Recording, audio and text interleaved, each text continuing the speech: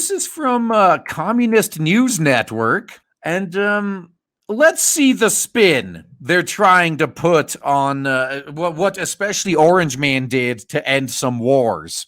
Concerns mount that U.S. withdrawal from Afghanistan could risk progress on women's rights. Translation: we gotta keep the American empire going so we can spread our fucking feminazi cancer to the whole rest of the world. They want our soldiers to fight and die on foreign soil to spread imperialism, basically.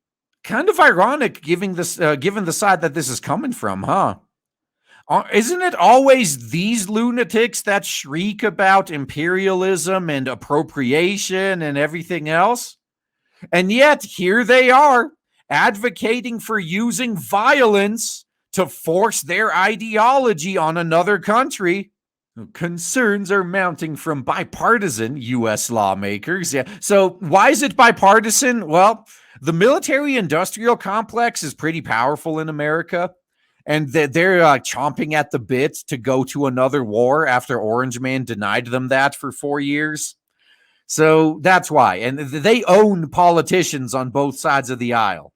And Afghan women's rights activists that the hard-won gains for women's and civil society in Afghanistan could be lost if the U.S. makes a precipitous withdrawal from the country. That's right. Communist News Network is now shilling to continue foreign wars and spread American imperialism for their own good. It's for the whammons. Well, won't someone think of the whammons? President Kamala Harris's bitch has suggested it'll be difficult to meet the May 1st deadline for U.S. Troops to leave the country as dictated in the deal the Trump administration signed with the Taliban. Why is this difficult? Just pack up your shit and leave. Oh, right. It's difficult because you're intentionally making it difficult.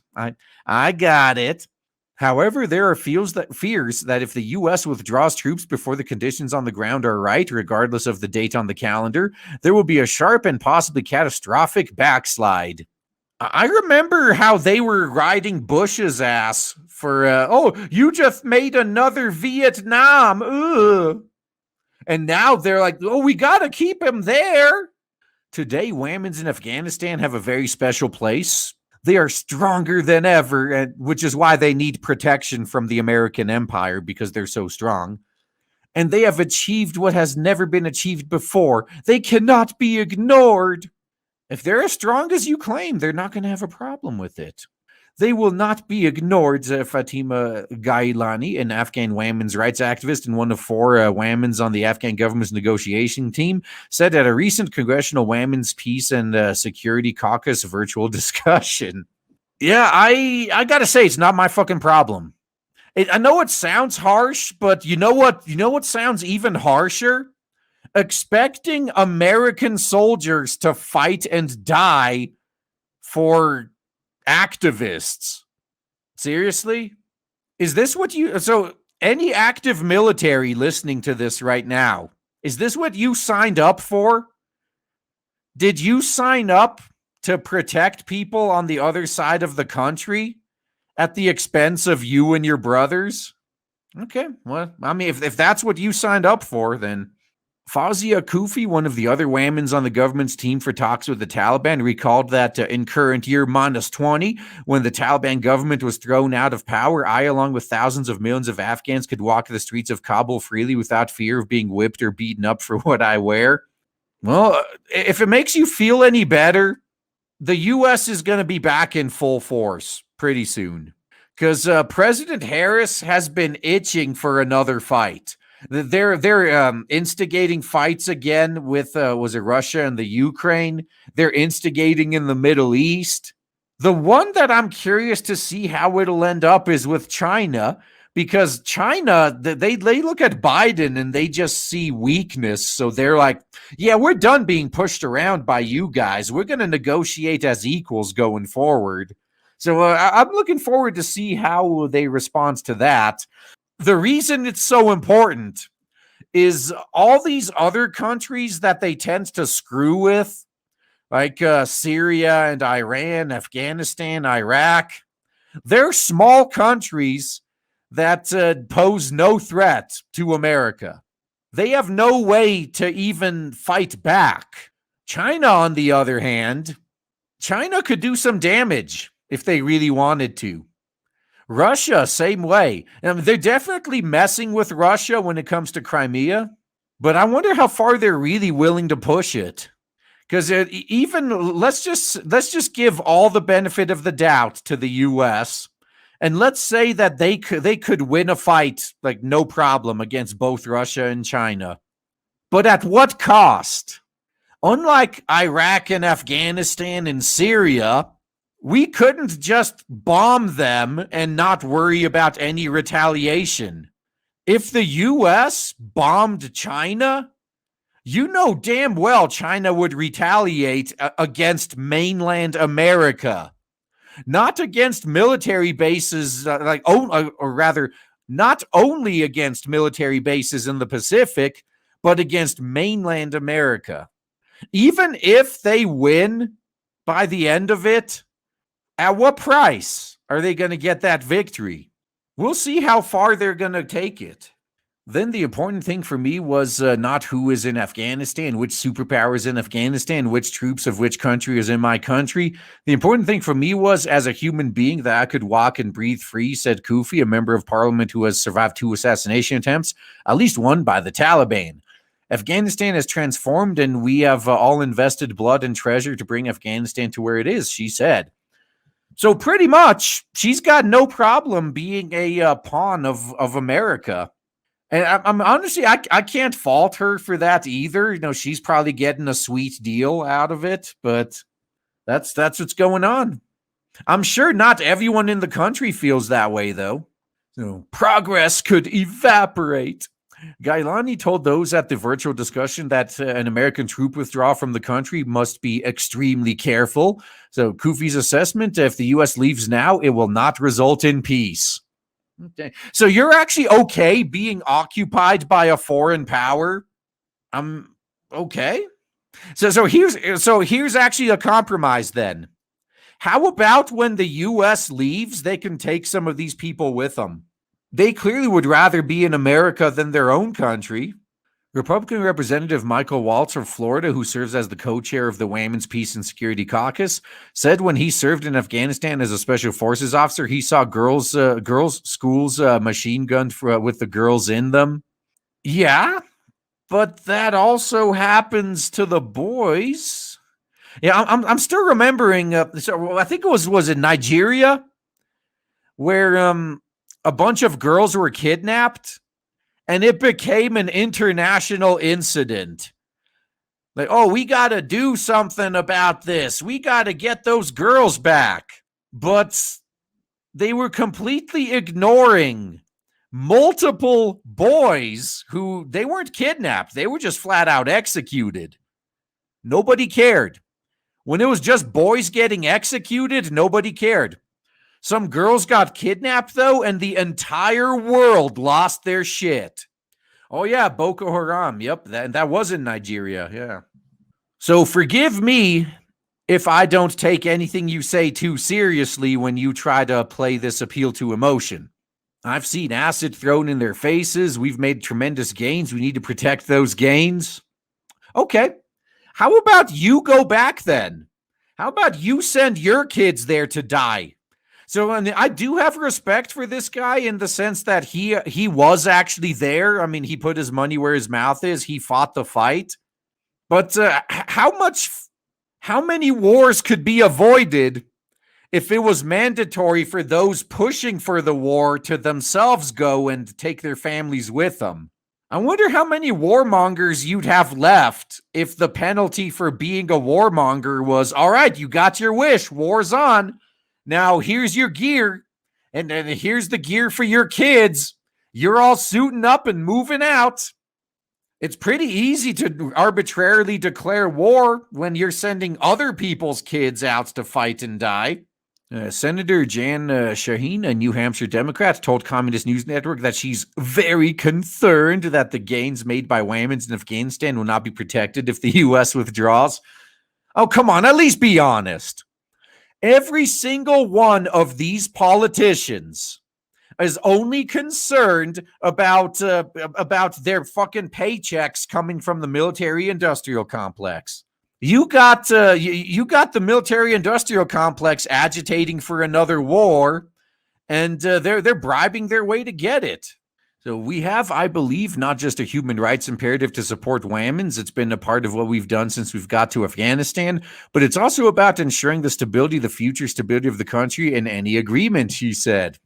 It's actually very hard reading this article because as someone who has actually spent quite a bit of his life living overseas, this is the exact reason why so much of the rest of the world hates America so much. They view America as the evil occupying empire. Like, oh, either you adapt all of our ideologies or we're going to bomb your ass into the Stone Age and say we're doing it for your own good. You have countries that are peaceful until America starts interfering, maybe using them in a proxy war against Russia or China, or they just flat out decided, like, you know what? We don't like one guy that lives in your country and what he did, where either you violate all of your laws or we're going to go in there and just bomb you all. I can understand why the rest of the world hates America so much. Yeah, then so you got countries. I would understand why someone from Afghanistan or Iraq or them would really hate America, but we got some funny ones though, like Germany. So when I lived in Germany, there were, for the most part, like the vast majority of Germans, honestly, I think they're completely indifferent to all the American military bases in their country. But there were a small subset of agitators that were like, oh, you don't know, imperialists, get out. You're occupying our country, blah, blah, blah. And then the Americans would talk about, all right, let's shut this base down. Let's shut that base down. And then a lot of the same people who were shrieking about shutting the bases down were like, wait, but we need you guys for our economy. It was actually pretty fucking hilarious to watch sometimes. You know, one day they're screaming, get out, get out. Next day, they're like, oh, please don't go. We need your money. I wonder if that's what's happening in Afghanistan right now, too. Democratic Representative Lois Frankel of Florida, who is the other co-chair of the Whammons Peace and Security Caucus, also expressed concerns that the gains made by Whammons over the past years could evaporate. And how is that our problem?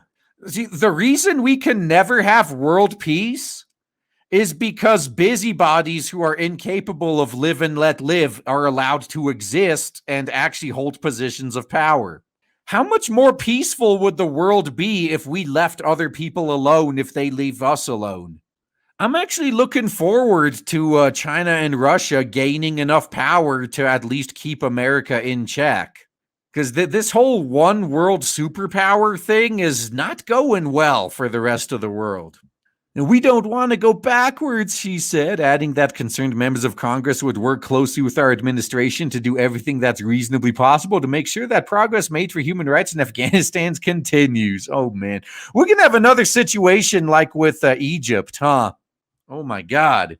So if you guys don't know, Mubarak was actually one of the best allies America had in the Middle East. So when America captured some high-profile terrorist and they just went to their pal Mubarak, like, hey, man, yeah, you know, we got all these laws against torture and all that, but you don't, right? How about we just transfer these prisoners to you? You can get the information out of them. Just don't tell us how you did it, and it's all good, right? And then the U.S. decided that Mubarak was a bad guy, and they ousted him. And they made a huge show about bringing democracy to Egypt. And in Egypt's first democratic election, they voted for the Muslim Brotherhood. So did the U.S. respect Egypt's democratic choice of voting for the Muslim Brotherhood? Oh, fuck no. Fuck no. They attacked again. Nope. It's like, no, no, no. You're allowed to have a voice. I mean, you're allowed to have a democracy. You're allowed to have a choice. As long as you choose the guy we want you to choose, okay? Do you guys not understand how this works? You're not free to elect someone we don't like. The Harris administration officials have repeatedly stressed that any agreement between the Afghan government and the Taliban must protect human rights, particularly the rights of women and minorities. The U.S.-backed intra-Afghan negotiations formally kicked off in Doha last September, but have moved slowly, and targeted killings and attacks on civilians and Afghan security forces by the Taliban have continued. The State Department said this week levels of violence are unacceptably high.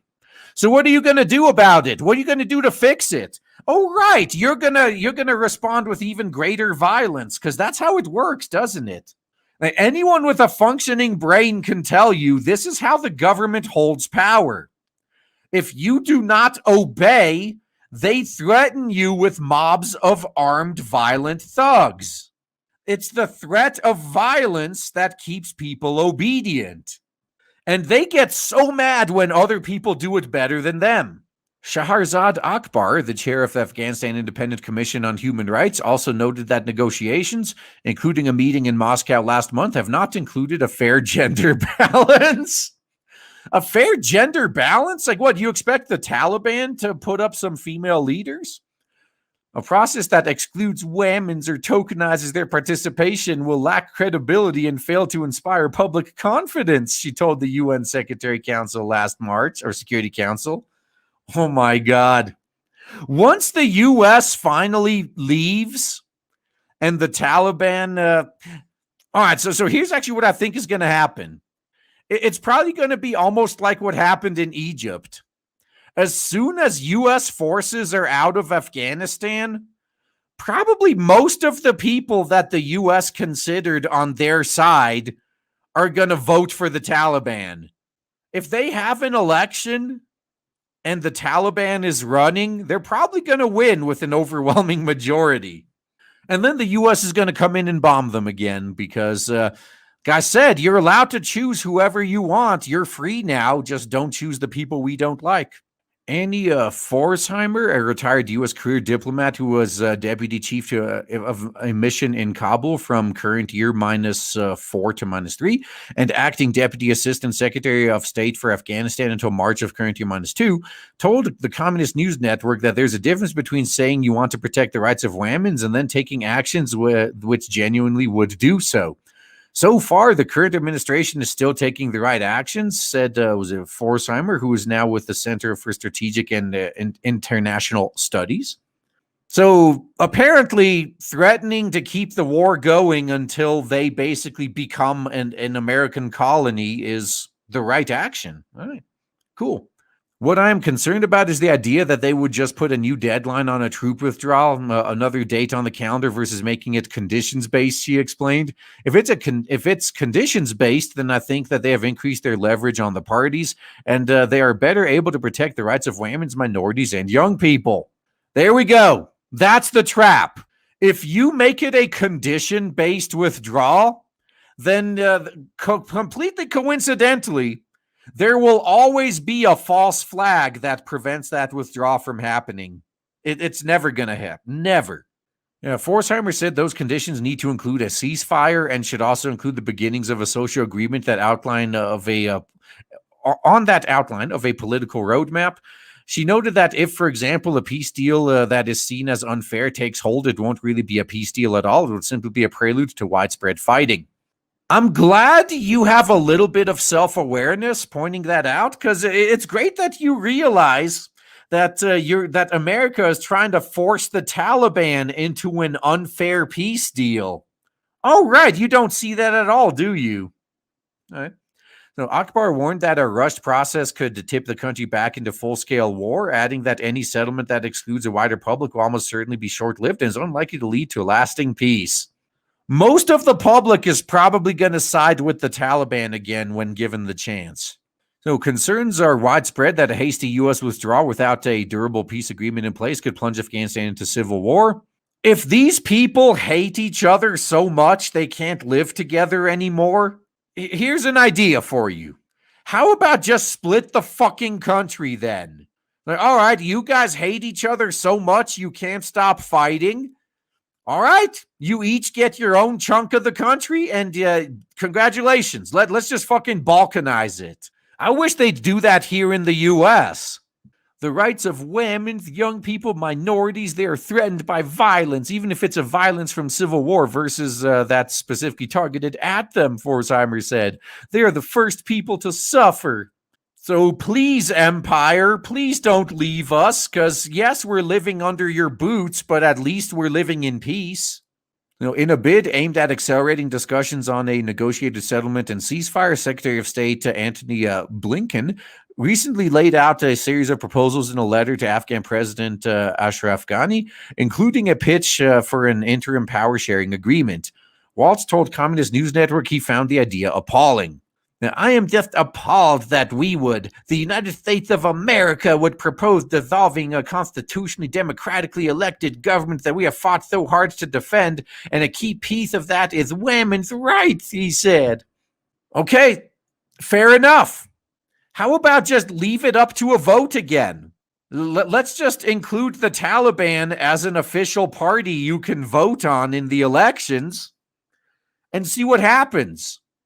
Oh, right. It'll be just like with Egypt, huh? When they voted for the Muslim Brotherhood and then the U.S. had to come in and attack again. Yeah, I gotcha. We're going to keep voting until you vote for the person we want you to pick. Moreover, there's a strong skepticism over whether the Taliban can be trusted to uphold its commitments to cut ties with terrorist groups like Al-Qaeda and to protect the rights of women and minority groups in the country. The Taliban clearly has not been willing to even consider the importance of protecting the rights of women, Shaheen told Communist News Network, adding that she also has not seen any real signs that the Taliban are willing to cut those links with Al-Qaeda. Everyone knows they won't. But on the flip side, what would you do if they were demanding you cut your links to America? Interesting. If the Taliban thinks we're not committed to ensuring a stable Afghanistan in the future, they're just going to wait us out, and they can wait longer than we can. At least that's what their perspective seems to be, she said. And it's not wrong. This is how the Viet Cong won in Vietnam. They suffered more casualties than the South did, than America did. But they still won because they outlasted us. And that's what's going to happen here, too. Now, the one thing that wasn't really a thing to my knowledge at the time of Vietnam was this massive military-industrial complex, at least at the same scale it exists right now. Because right now, I legitimately believe that as long as the military-industrial complex keeps pulling the strings on the politicians, they have no problem keeping the war going indefinitely. They want this. As long as the war keeps dragging on, they keep making money. We're talking about an entire almost shadow government that makes billions, if not trillions of dollars selling weapons, helicopters, vehicles, missiles. Those are fucking expensive, you know. You got an entire industry that makes shitloads of money, employs shitloads of people. I think they want to keep this going forever. And as long as the politicians are in the pocket of these companies, well, it's going to go on forever. And if they did happen to leave Afghanistan, they would just enter another country. Oh man, I am so excited to tell you guys right now that finally, after about a year of build-up and shilling, we have launched Blade Devil on Indiegogo, and so far it is doing so well thanks to awesome people like you. If you haven't backed it yet, then please check the links in the description and check out Blade Devil on Indiegogo. You will not be disappointed. Looking forward to seeing you there.